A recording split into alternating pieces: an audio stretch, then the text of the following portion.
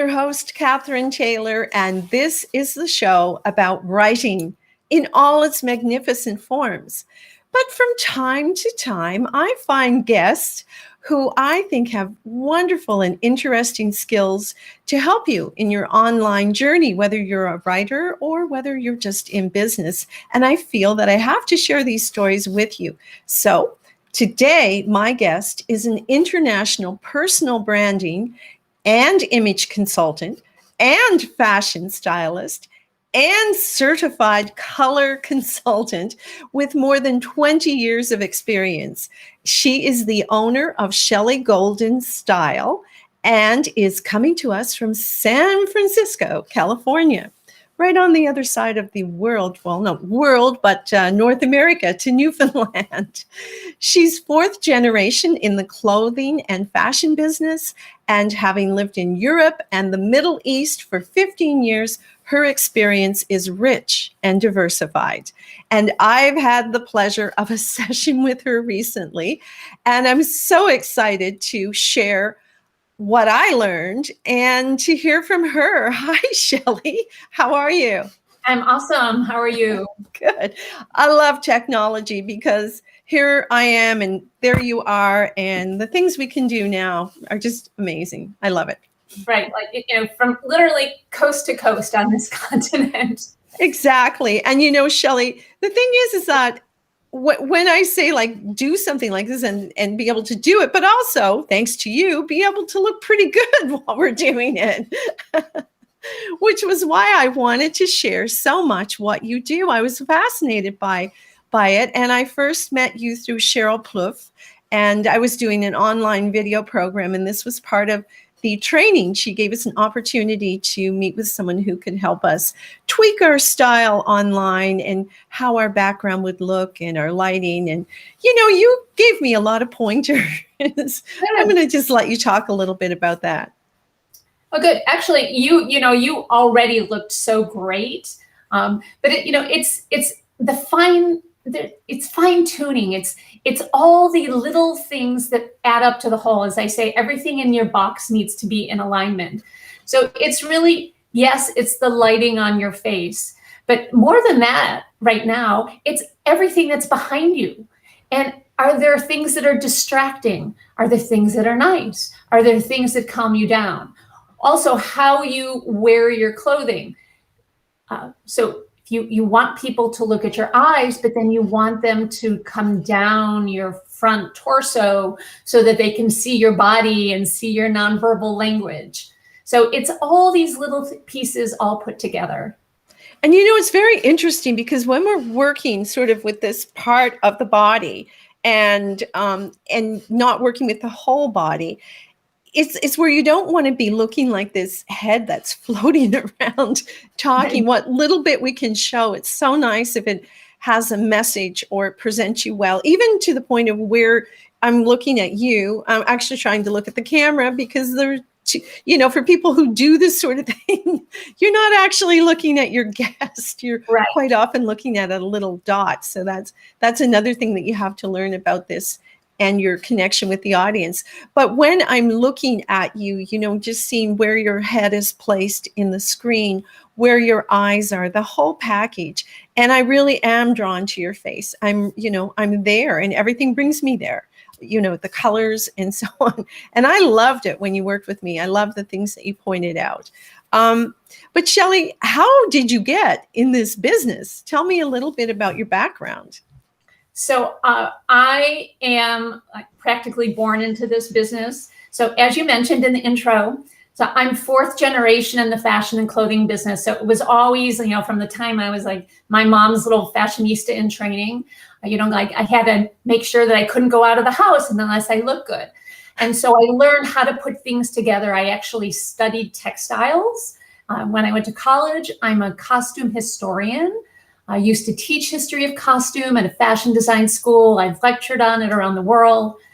As you mentioned, I'm a color consultant. I've also designed and made costumes for theater. And as an image consultant, this is the third time in 3 cities on 2 continents that I've actually had this type of business. the size of the businesses vary over the decades, should I say, but what I do is the same. And it's really how to put shapes and colors together on somebody to help them attract the people that they want to attract. Even when you're in your little Zoom box, you're trying to attract somebody to look at you, to pay attention to you, to pay attention to what you're saying.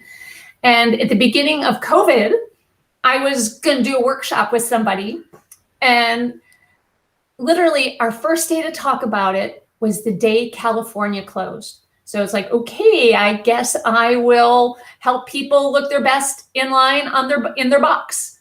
And that's how the Zoom Makeover was born.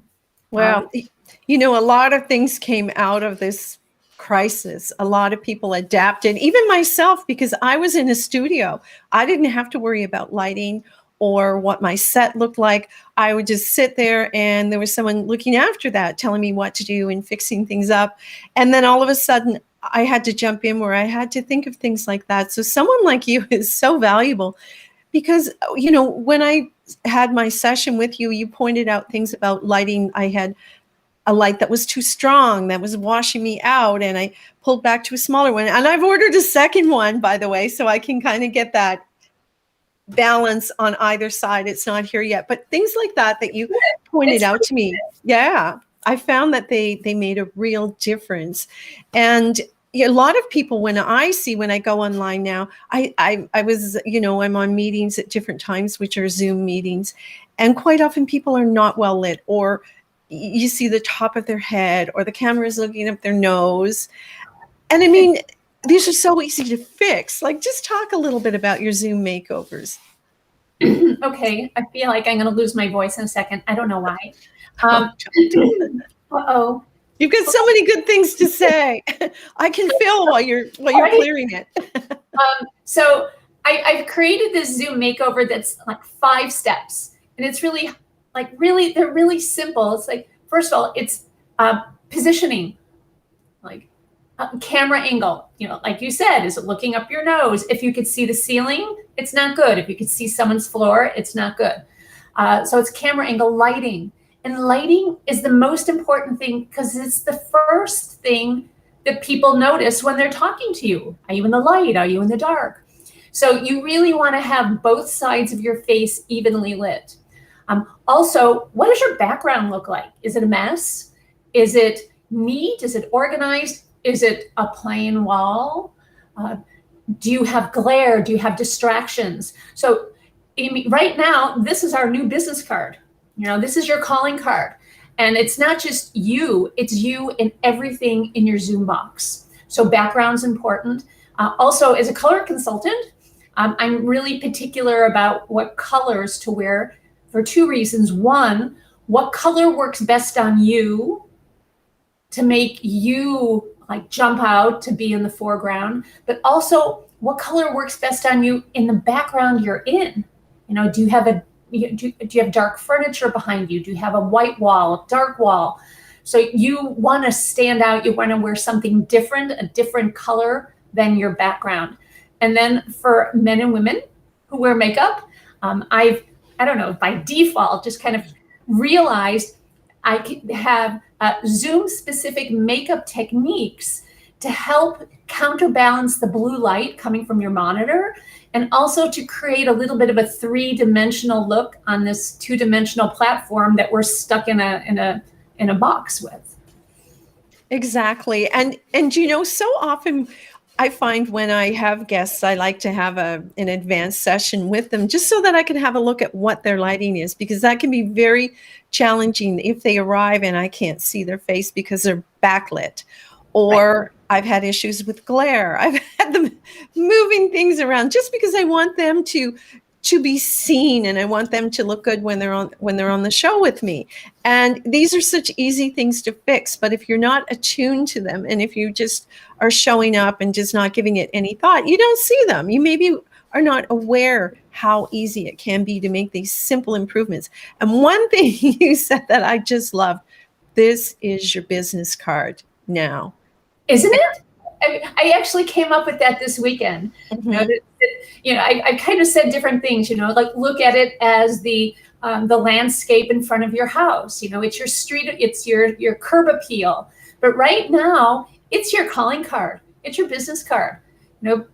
You hand somebody your business card, they see the artwork, they see the graphic. Yes, they see your name as well. So it's the same thing. Yes, they see you, but they're also seeing inside your home if you're at home, and you're inviting people into your home, which says so much about you. Now, I get it. A lot of people don't have backgrounds that they feel comfortable with. So some people really do need virtual backgrounds. Maybe they've got kids running around, or parents, or in-laws, or pets. So at that point, you can have a virtual background. They also have, just so you know, they have physical virtual backdrops that you could purchase. But I would stay away from, I would be very, very careful in my search. A lot of them are either too bright, too busy, or too light. I've seen a lot of people in front of looks like a white brick wall. But what happens, and Catherine, you know this as well, being on camera, the camera picks up white and light first and focuses on that, and everything else becomes dark. So if you have a white background, this white wall, or you're even sitting against a white wall, the camera will pick up on that, as well as people looking at you. So even to wear white, I would not suggest wearing white, and I would not suggest sitting in front of a white wall, because that's what people will see first, and not your face, because you really want them to see your face and your eyes first before anything, because that's where we connect with people. And my aim is to really make it feel like you and I are just sitting on the other side of the table having a conversation. Absolutely. And that's what I tell people. We're going to have a virtual cup of coffee. And so just come on in and be part of this conversation with me. Yeah, I have one. I have one here too. that my husband was kind enough to drop off to me while I was scrambling to get everything together. What a great guy. Yeah, what a great guy. But the thing is, when I was first experimenting with what I was doing here, I actually had my camera turned around the other way. I had a different background behind me, and I was trying to deal with a wall. So I had a panel that I put behind me. And then I sat in front of the camera and I went, holy smokes, what just happened? I lost every feature on my face. Everything just went completely out of whack. And I was trying to figure this out. I mean, you just answered and explained it. And so then I thought, wow, okay, so if I move that, and I sit down and I look, completely different. I can't express what a difference that background can make to how you appear. I mean, was it a white panel? No, it wasn't. It was a darker panel, which was crazy. It was kind of black with some gold on it. And I didn't realize, but again, it's black and white are two colors that you have to be really careful with. Yep. And actually, kind of going back to what I was saying, some people actually need to hide what they have behind them. And so when I'm doing Zoom makeovers with my clients, which I actually have one in about 2 hours with a woman who ordered a screen, a full screen. Mm-hmm. But what we're doing, instead of having the screen completely behind you, is have it partially behind you. Have it half of your background, or maybe 2/3 of your background if you really need to hide what's behind you, and maybe have half or 1/3 of what your real room is, but you want to make it look good. But this way, it actually softens it up and it doesn't feel like you're trying to hide something. Because one of the things that I try to do with Zoom makeovers is to really help improve the trustworthiness that you show. To really help increase engagement, and also really, like, since this is your new business card, let's elevate your brand. So, in terms of hiding your background, sometimes you might want to partially, or it depends on who you are, what you have going on. Absolutely. And that really stayed with me when you talked about the trustworthiness. And I think there were kind of 3 things that I had mentioned in the on my Facebook write-up, and those, and if I could come to mind, but one of them was trustworthiness. I just how, I guess how people receive you, their impression of you, and who you might attract to you in terms of business relationships, maybe personal relationships, all that's impacted. But so are you saying that if people kind of see you in a comfortable, nice setting, they form this image that you've got it together, something like that? Yeah, exactly. So if you and I were going to go have a real cup of coffee at a real cafe. Someday. Oh, no. We've lost Shelley. Oh, the joys. See, San Francisco, I'm telling you, over there, they have technology problems. While here in Newfoundland, why, we do not. We have the most high-tech situation. Okay, guys, I'm filling here. Shelley's going to be back. And anyway, the note that we were just left on was the trustworthiness and the fact that this is your business card. Here she is. Hey, Shelley, I'm just putting you up in the stream. I was taking advantage of the opportunity to say how much better our technical prowess here is in Newfoundland compared to San Francisco. So something's happening. All right. There we go. Sounds good. All right. We were talking about, let's see, we've lost her again.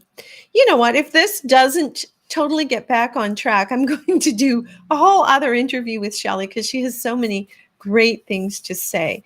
And it's amazing. I'm just going to talk a little bit about the time that she worked with me, and she's back again. Show and stream. Here we go. Okay. All right. Can you hear me? Third time's the charm. I don't know what's happening. I could, by the way, see you. I don't know if there's anything we can do with audio here. Do you have a double audio going on there, Shelley, in any way? A headphone or, but we've had this conversation before and it's worked very well. Just try again. I don't know. The ETs. Oh, well, we may have to reschedule this. We'll see if she can make it back in again. She's trying to figure that out. But the first time I worked with Shelley, as she said, I had a bit of an idea of the environment. Having worked in TV, I was able to have a sense of what I wanted behind me. But trust me, it was a journey. If you look at the first shows I did, oh, there's Shelley again. If you look at the first shows I did on my YouTube channel, and those would be almost a year ago when I just went, I'm going to jump online and do this. I had really no prep for how I was going to do it, other than the fact I wasn't scared. I did some live videos on Facebook. But I said, okay, I'm just going to do it and figure it out as I go, which is exactly what I did. But I struggled so much with lighting. I'll tell you, the lighting was probably the most challenging thing. And then backgrounds, all the things that we've covered. So Shelley, I'm hoping you can talk, because we were talking about the relationship and trust building. And I just wanted you to comment a little more on that. Okay, let's see. My sounds okay. I don't know what's going on. I didn't touch anything, and I was able to hear you, but I was gone. Oh well. So lighting, again, it's the biggest issue, and even like you said earlier, when we first were talking, kind of doing your Zoom makeover, your lighting was too strong. So a lot of times people get lights and they get these kind of 10-inch ring lights that are too big. That's a little bit more for a studio when you have more space. So for example, I wear glasses. So many people wear glasses. Mm-hmm. And the biggest mistake that I see is they put the light in front of them. But you can't do that with glasses. You really need to have the light come from the sides. So my suggestion is always to put your lights at 10 o'clock and 2 o'clock, a little bit higher than your eyebrows, a little higher, angled downward. So this way you're lighting the right side of your face and the left side of your face evenly, but you don't get the glare in your glasses. And that's one of the easiest ways to get rid of the glare. And also you want to, this is my super uber tip that I am always working with. Let's see. I use fuchsia and yellow, let's see, Post-its. There you go. Awesome. And I'm your student. There you go. Good. Awesome. And the reason I often suggest putting fuchsia and yellow Post-its over your lights is because it actually, you mix the two colors together, you get a peachy color, which is the right color to counterbalance the blue light coming from your monitor.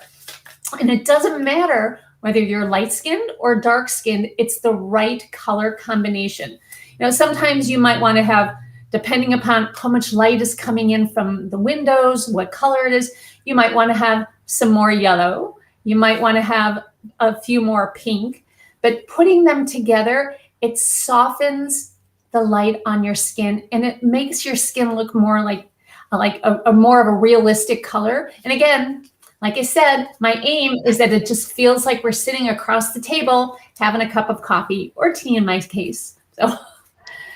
Absolutely. And you know, those are simple things that anyone can do, but I wouldn't have thought of it. Mm-hmm. And first when I did it, I just had the pink, and then you tweaked it a little bit for me, and I was like, oh yeah, I have to have the yellow as well. But I could easily get here when I'm doing a show. I could easily arrive here half an hour and fool around with this stuff forever and trying to just perfect it and get it this way and that way. And I know people talk a lot about natural light. They say sit in front of a window. That hasn't worked for me. You know, I find if I have too much of the natural light, it's hard. I'm usually working with curtains more. But what's your take on that? Do you think the natural light is absolutely the best? It's what I hear. Well, you know, the reason people always say, and I as well, say if you could have daylight on your face, that's the best because it has the full spectrum of colors. And for the most part, if it's not sunlight on your face, it'll give you the best complexion, the best lighting. But everybody's room is a little different. How far are you sitting from that window? Is it an east, north, west, south facing window? Is it morning, afternoon, evening? So there's so many variables. Just like you said, and I've seen it in our time together. You're opening the curtains, you're closing the curtains, and so sitting in front of a window can be tricky, especially if you have sunlight that comes in at different times of the day. So for example, like I have a big sliding glass door on my left. You could probably see a little bit of extra light on my left cheekbone.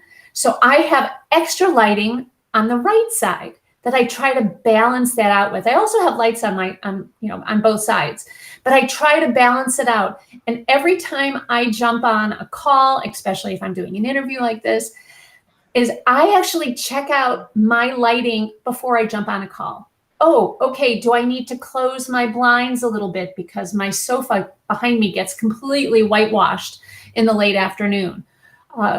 Do I need to tone one of my lights down on one side of me? Because again, if people look at you and they're talking with you and it just feels natural, it's easier to engage. And depending upon who you are, what you do, what you're talking about, that feels more comfortable. And we invite you into our home. You know, we would go to a lovely, fun cafe that maybe had some plants. So I'm a big advocate of having plants in the back, but you want to be able to see the plants. I don't think you can see it unless you expand my screen. I have let's stay here for a minute. I'm going to do that just for a minute. If I can hit the right button, and we'll see what happens. Who goes down? Wrong one. There we go. Let's have a look at your set there. So this is my living room, but it's definitely staged. So like I have this big plant here, and it not only is it hiding some things, but it's acting as an anchor, and it softens the room. I also have these little round flowers over here. And I have my little round glasses that are, thank God, not eating into the skin of my nose. And then I have this little round circle over here. So I actually have a tic-tac-toe. and my eyes are in the middle of that tic-tac-toe, like in that line. But I have flowers and plants, and it softens the room. It invites you into the room where you might say, hey, wow, that looks nice. I want to come sit there. Whereas if it were just like a piece of brown furniture behind me, it might not look as inviting. So I'm a big advocate on having plants, but mind you, I have lights on this cabinet and I have a light on the plant. Because if I didn't have the light, it would look like I have this big, dark, dark, dark brown piece of furniture behind me with my dark hair, and you'd lose me. And again, you want to be able to see all of me because we're on a two-dimensional platform, but I want to try to create a three-dimensional feeling. So I'm in the foreground, I've got a mid-ground, and a background. And when I'm doing Zoom makeovers with people, whether you're an individual or a company to help up-level your company, I try to create that same feeling of where you are, but I work with you in the space that you're in, trying to create something warm and inviting. That's amazing. And I love the fact that I could do this. Oh, here we are back again. So people could see your set and what you're talking about, because it makes such a difference. It is very inviting. I do feel like coming in with you. I feel like I want to sit down and have that cup of coffee. And you look like someone I'd love to spend time with, which is why you're here. I'm going to come spend time with you on my next travel up on the way northeast coast. Oh, that would be nice. That would be nice. You'll need a bit of time, and we need a few things to get worked out before we can do this. Shelley, one of the reasons why so many people stay off live video and Zoom calls or are tremendously nervous about it is because they worry about how they're going to look or what their image is. Do you encounter that with clients at all? Not too often. Occasionally I do. But think of it this way. Say you were going to a really nice party or a wedding or something like that. So you dress up a little bit. And when you walk into that room, you know that you're dressed well and you walk differently. You carry yourself differently. You're like, hey, I'm here. You don't necessarily say that, but you know that if you dress up a little bit, you are more likely to want to be seen. I was just talking with my son this weekend, who's a computer engineer, and he does like a lot of he takes care of this company's entire website. And he's like, yeah, I wear my hoodie and I usually have my camera off. I would never tell him I said that. But he's a good dresser. But perhaps if he dressed better, and I told him this, if you dressed better, you might feel more comfortable to put your camera on as opposed to wearing, your house clothes, at least from the waist up. Don't wear that hoodie. Don't, put on something a little bit better so that when you are on screen, you know that you look good. And it takes a little conscious effort. It takes intention. But, here we are, we're all sitting in our homes, sitting in front of these cameras, talking to people. That takes intention as well. So it's just that one little step to present yourself better. By putting on something a little bit nicer, you're going to feel a little bit better. And I think that's a general rule in life, and especially where we're stuck home so much right now. Just get up and put something on, get moving, because it's so easy to get in a rut. And I think some people are feeling it, particularly here. We're all locked down again, and it's almost a year later, and everyone feels that. It is just like, what's the point? But there is a point. There's a psychological point to how you feel. And it does work. You do feel better. You do feel better. It's just a matter of you put this on versus that. I mean, that's pretty much it. The only thing different for women is you might want to put a little bit of makeup on. And I just want to talk about makeup very yes. So again, we're on this two-dimensional platform. And usually because of the light coming off your monitor, you look a little bit washed out. If your lighting isn't as good, try the Post-its for starters. But everybody looks a little bit washed out. So you need perhaps a little bit extra, not necessarily like makeup, but to try to create a 3-dimensional look on this 2-dimensional platform. I've got 4 suggestions. One, make sure people can either see your eyebrows, or you have the top line of your bangs, or the top of your glasses. That's the top part of your bullseye. We're creating a bullseye. That's the top. You also want people to be able to see your lips, because if they could see your lips that are a different color than the rest of your face, they can watch you talk. You're drawing them in to your words. And especially if you have a nano blip and the sound goes out for an instant of a second, they can read your lips. So you want to have them stand out. Light-skinned women do not wear frosted makeup, lipstick, eyeshadow, blush, or a lip gloss. Dark-skinned women, it's okay. The other 2 places is along your jawline. If you put some contour along your jawline, and it doesn't have to follow your natural jawline, you can create a new jawline. Trust me on that. For if you have jowls, by putting a little darker color, a contrast at your jawline, you're creating, and then putting a little bit under your chin, you're creating a shadow under your chin. And the reason you want to do that, because then it creates the front of your face, a break under your chin, and then your neck, and you don't get that uni-neck look that so many people do, because the camera doesn't see the area under your chin. So if you shade it, it'll be a little bit different in color, and you'll see the 3-dimensionality. Lastly, one of the things that I do is, I'm gonna just flip my glasses up. I take blush or contour, it doesn't really matter because the camera can't pick up the color. And since I don't have cheekbones, I literally draw in cheekbones. I take my blush and I kind of draw a little semicircle around my cheekbone up to my ear. You could probably see it looks like, oh my God, she's got so much makeup on.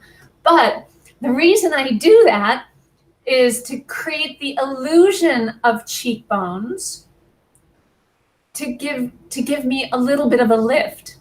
Otherwise, I would just be this flat face. I don't have much dimension to my face. It sure looks like you do because of what you've done. Right. It's just an optical illusion. I would not go out on the street like that. But it's just an optical illusion. And the reason I do that is because, again, the camera picks up light and white first and brings it to the foreground. So it brings the apple of my cheek, whatever that is, to the foreground. So it looks like I have higher cheekbones, and the rest recedes. So it's so interesting. Yeah. You just need to play with it a little bit. And you do. I think that's the trick. You do need to play with it. You can try the techniques and shoot a video just for you. You can shoot a private video, I think, even on YouTube that you don't share with anyone, and then just have a look at it, see how you're doing, and try. It does take a little bit of time, but it's not too hard. I find your suggestions are very easy to integrate. And it makes a huge difference. Again, the camera angle, I just got to throw that one out there, because so often, like on a Zoom call, and you have maybe a gallery of all the different people there, and you'll see, all this space above someone's head, and they're down in the bottom. I'm just, or it's just so hard to see what they're saying. You don't see their lips. It's not just that it's not best use of their frame or their business card, but it's also more difficult to understand what they're saying. You hear it, but we rely a lot on what we see. So I have a really, really easy way to get yourself positioned in your Zoom box. If you take your hand and you squish your fingers together, and you put it, don't squish your body down, but take your hand, put it on top of your head. You want to see a couple of fingers, and a couple of fingers should be out of the box. All right. There we go. So I guess I'm pretty good. You're pretty good. Yeah, you're perfect.